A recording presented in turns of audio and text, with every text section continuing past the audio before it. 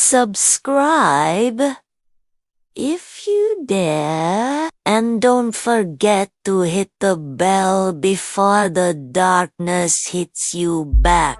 A month ago, I decided to escape the chaos of city life.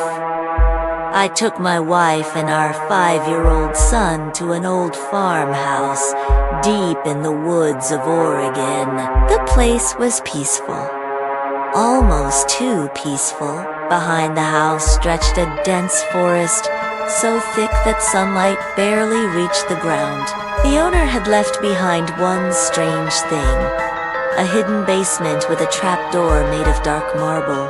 He warned me never to go down there unless it was absolutely necessary. I really should have listened in.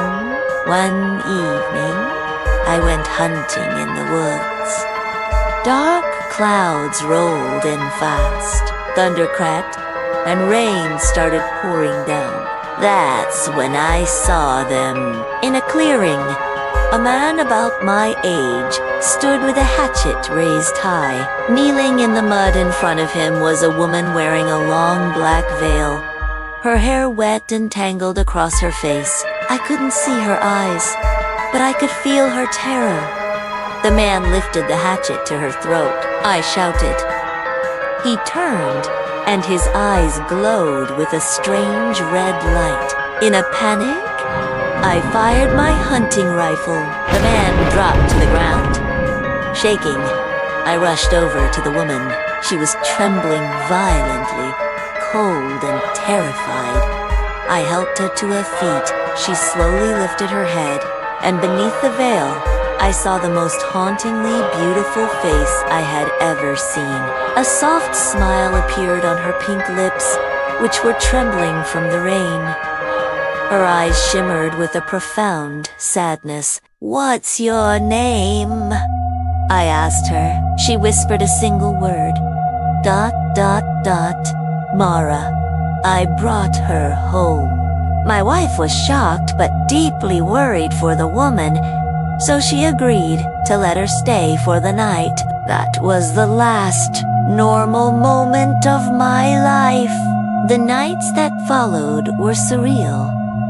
Mara barely spoke. She never ate. She always wore the same black dress.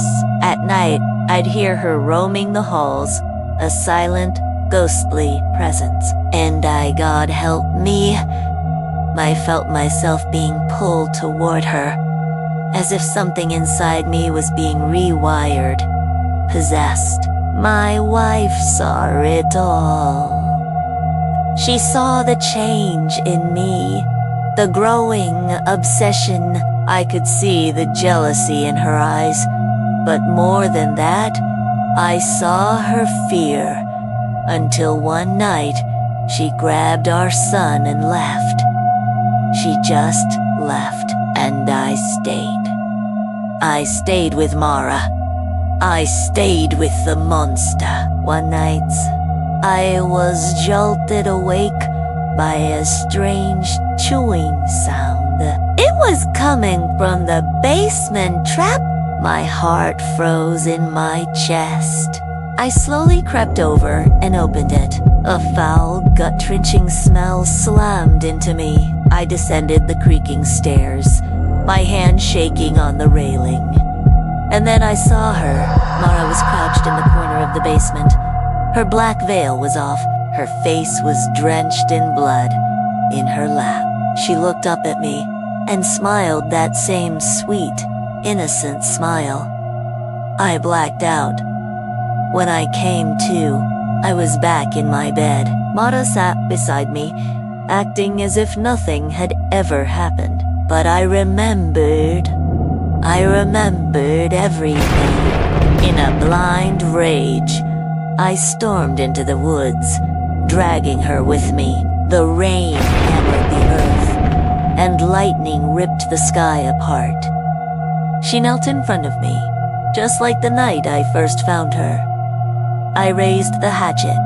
She whispered, sweetly, "Mara," as if her name alone could hypnotize me, could make me forget. I swung the blade with all my might. around here say the forest still echoes with a woman's laughter on stormy nights. And sometimes, drivers passing the old farmhouse swear they see a woman in a black veil standing at the tree line, just watching, smiling.